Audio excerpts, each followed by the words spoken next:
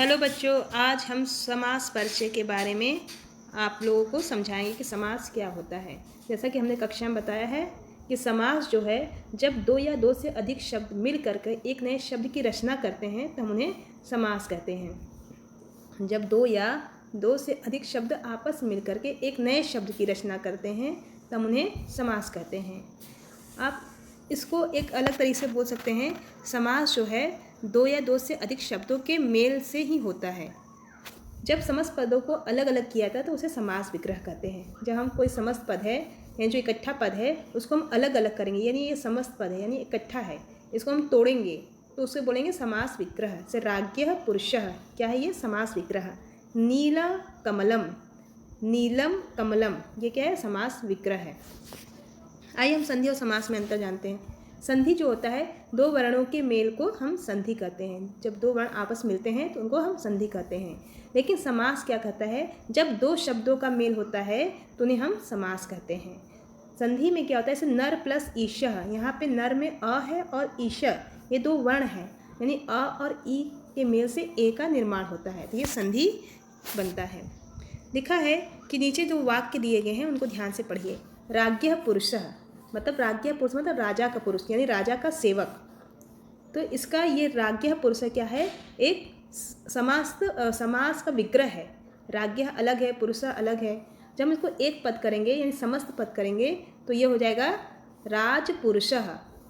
राम दिने दिने आगच्छति, यानी राम प्रतिदिन आता है। तो दिने दिने यानी प्रतिदिनम। स महान पुरुष अस्ति, वह महापुरुष है। तो महान पुरुष ये क्या है? समास विग्रह है। समस्त पद करने पे महापुरुष हो गया। पंचानाम वटानाम समाहार नासिक क्षेत्र से, यानी पंचवटी जो है नासिक क्षेत्र में है, तो पंचवटी जो है वह क्या हो गया? समास समस्त पद हो गया। अब पंचानाम वटानाम समाहार ये समास विग्रह है। पिता च पुत्र च तत्र गच्छत, पिता और पुत्र वहाँ जाते हैं, तो पिता पुत्रो तत्र गच्छतः। ऊपर लिखे गए जो क खंड में रंगीन पद विग्रह युक्त हैं तथा ख खंड में रंगीन समस्त पद रूप में है। समास से पहले वाले शब्द को पूर्व पद तथा दूसरे शब्द को उत्तर पद कहते हैं। कहने का तात्पर्य है कि जो पहला शब्द है इसको बोलेंगे पूर्व पद और जो दूसरा है इसको बोलेंगे हम उत्तर पद। तो ये समास का नियम है। समास के प्रकार, समास कुल 6 प्रकार होते हैं। अव्ययी भाव समास, तत्पुरुष समास, कर्मधारय, द्विगु, बहुब्रीहि और द्वंद्व। आइए एक एक को हम करके जानते हैं। अव्ययी भाव समास क्या है? तो अव्ययी भाव समास में पूर्व पद, पूर्व मतलब पहला पद, फर्स्ट वाला पद अव्यय होता है तथा वही प्रधान होता है। समस्त पद बन जाने पर वह अव्यय बन जाता है तथा इसका प्रयोग नपुंसक लिंग एक वचन में प्रयोग होता है। जैसे लिखा है राधिका यथाशक्ति कार्यम करती है। राधिका जो है अपनी शक्ति के अनुसार कार्य करती है, तो ये यथाशक्ति जो है ये क्या है? हमारा समास है। और प्रत्येकम क्या है? ये भी समास है, लेकिन समास का कौन सा पार्ट है? अव्ययी भाव समास है। प्रतिगृहम ये भी एक समास का पद है, यानी अव्ययी भाव समास के अंतर्गत आता है। निर्विघ्नम, निर्विघ्नम, निर्विघ्नम मतलब बाधा रहित, तो निर्विघ्नम क्या है? अव्ययी भाव समास है। ऐसे ही बहुत सारे समास है जैसे आजीवनम, यथानुसारम, ये सब क्या है? समास अव्ययी भाव समास के अंतर्गत आएंगे। लिखा है तत्पुरुष समास। तत्पुरुष समास में उत्तर पद की प्रधानता होती है। उत्तर पद यानी सेकंड पद, दूसरा शब्द, उसकी प्रधानता होगी, उत्तर पद की प्रधानता होगी। कारक विभक्तियों के अनुसार, कारक विभक्तियों के अनुसार यहाँ पर द्वितीया से सप्तमी, द्वितीय विभक्ति से लेकर सप्तमी विभक्ति तक होता है। तत्पुरुष बोलता है कि समस्त पद बनाने पर पूर्व पद में विभक्ति का लोप हो जाता है। पूर्व पद में यानी पूर्व मतलब पहला पद में जिस विभक्ति का लोप होता है उसी नाम से वह तत्पुरुष का भेद माना जाता है। जैसे द्वितीय तत्पुरुष समस्त पद में बोला गया है गृहागतः। समस्त पद मतलब इकट्ठा पद, एक साथ पद। गृहागतः विग्रह करने पे हुआ गृहम आगतः, घर को आया। अब यहाँ पे को है तो को का विभक्ति होता है द्वितीय विभक्ति में, तो यह द्वितीय तत्पुरुष समास के उदाहरण हैं। ऐसे ही आपके आएंगे तृतीय तत्पुरुष। समस्त पद में है धनहीना, विग्रह करने पे धनेनहीनः। चतुर्थी तत्पुरुष समस्त पद करने विद्यार्थी, विग्रह करने में विद्याए अर्थी, यानी विद्या के लिए आया हुआ बालक। पंचमी तत्पुरुष समस्त पद में वृक्षपतितः, विग्रह करने में वृक्षात्पतितः, यानी वृक्ष से गिर रहा है। क्या गिर रहा है? जैसे पत्ते गिर रहे हैं, फल गिर रहे हैं। देव पूजाम, देवस्य पूजाम, देवता की पूजा या देवता का पूजा। कार्य निपुण, कार्य में निपुण यानी कार्य में कुशल, निपुण का तात्पर्य है कुशलता से, कार्य में दक्ष यानी निपुण। आगे बढ़ते हैं, लिखा है कि वाक्य को ध्यान से पढ़िए। स राजपुत्र आसीत्, राजपुत्र क्या है, यह तत्पुरुष समास का उदाहरण है। सह गृहागतः, सह धनहीना अस्ति, यहाँ पे धनहीन गृहागतः राजपुत्र, यह तत्पुरुष समास के भेद हैं, तत्पुरुष समास के उदाहरण के अंतर्गत आएंगे। विद्यार्थी, तत्र स वृक्षपतितः, वृक्षपतितः क्या है, यह तत्पुरुष समास जो पंचमी तत्पुरुष समास के उदाहरण हैं। देव पूजाम, कार्य निपुण, ये जितने सातों विभक्तियों के उदाहरण दिए गए हैं तत्पुरुष समास के भेद के अंतर्गत। आगे देखिए कर्मधारय समास। कर्मधारय समास बहुत ही आसान है। यहाँ पर बताया गया जहाँ विशेषण विशेष या उपमेय उपमान का भाव होता है वहाँ कर्मधारय समास होता है। कर्मधारय समास में दोनों पद प्रधान होते हैं, यानी पहला पद ही प्रधान रहेगा और दूसरा पद भी प्रधान होगा। तो जहाँ विशेषण विशेष या उपमेय उपमान का भाव हो वहाँ पे कर्मधारय समास होगा। जैसे नील कमलम, नील कमलम बोला कमल कैसा है, तो नील कमलम, नीला कमल है। महापुरुषः, अब पुरुष कैसा है, बहुत ही महान है, यानी विशेषता बता रहा है। कृष्ण सर्पः, सर्प कैसा है, काला है, सर्प की विशेषता बता रहा है। तो कृष्ण जो हो गया वह विशेषण के अंतर्गत आएगा और सर्प जो है वह विशेष्य हो जाएगा। कमल मुखम, मुख कैसा है, कमल के समान है, तो कमल उपमेय है और उपमान जो है मुखम है। जो शब्द दिए गए हैं वो कर्मधारय समास के उदाहरण हैं। कर्मधारय समास में दोनों पदों में समान विभक्ति होती है। जैसे नीलम कमलम, नीलम बताया गया विशेषण है और कमलम जो है वह विशेष्य है। फिर लिखा है कमलम इव मुखम, कमल जो है उपमान पद है और इव मुखम उपमेय पद है। कर्मधारय समास के भी भेद है। विशेषण विशेष से कर्मधारय दोनों पदों में समान विभक्ति होती है। उपमान उपमेयकरण दोनों पदों में समान है, दोनों के उदाहरण समान ही रहेंगे। पुल्लिंग में सुंदर पुरुष, सुंदरः पुरुषः, विस्तृत नाटिका, विस्तृता नाटिका, रक्त कमलम, रक्तम कमलम, उत्पल कोमलम, उत्पलम इव कोमलम।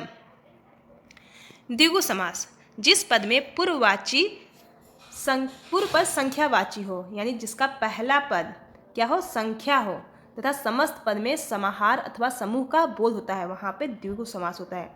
विग्रह करने पर दोनों पदों में षष्ठी विभक्ति बहुवचन का प्रयोग होता है। ध्यान दीजिएगा, जब हम विग्रह करेंगे, विग्रह मतलब अलग करेंगे, तो दोनों पदों में षष्ठी विभक्ति बहुवचन का प्रयोग है। जैसे पंचपात्राम, पात्रम, पंचानाम पात्राणाम समाहार, त्रिफला त्रयाणाम फलानाम समाहार, पंचवटी पंचानाम वटानाम समाहार, अष्टाध्यायी अष्टानाम अध्यायानाम समाहार, चतुष्पथम चतुर्णाम पथानाम समाहार।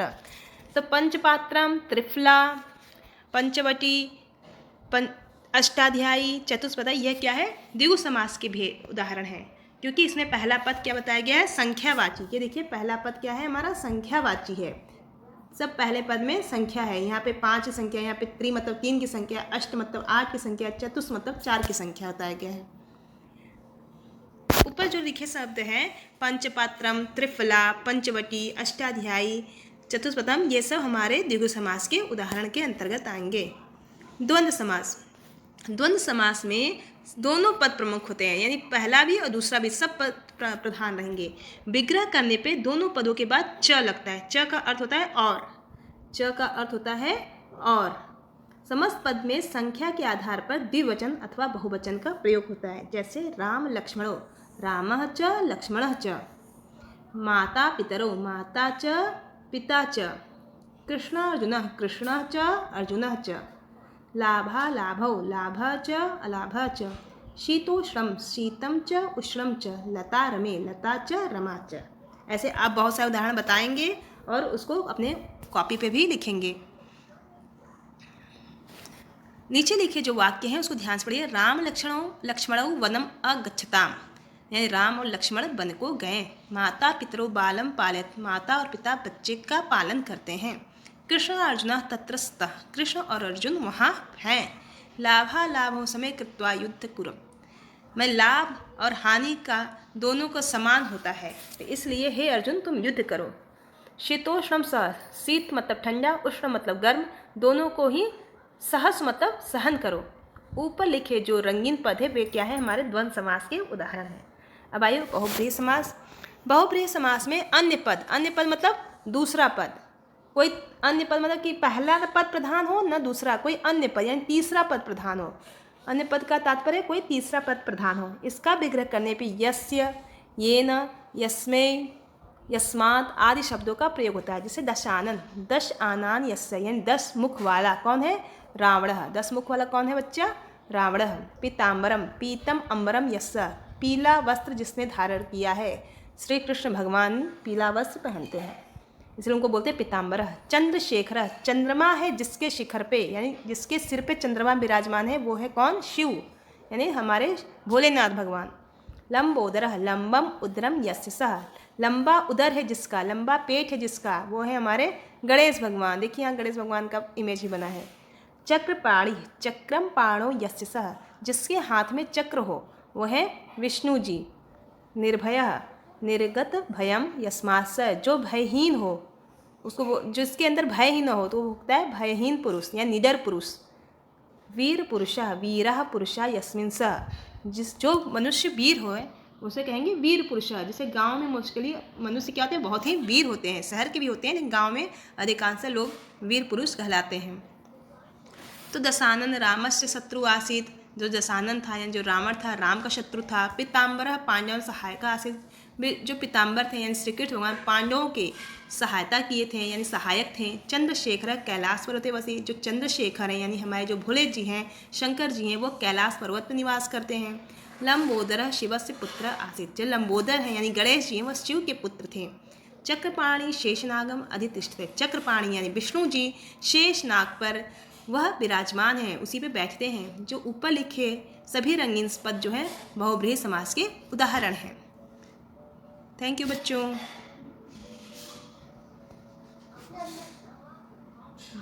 आ जाओ।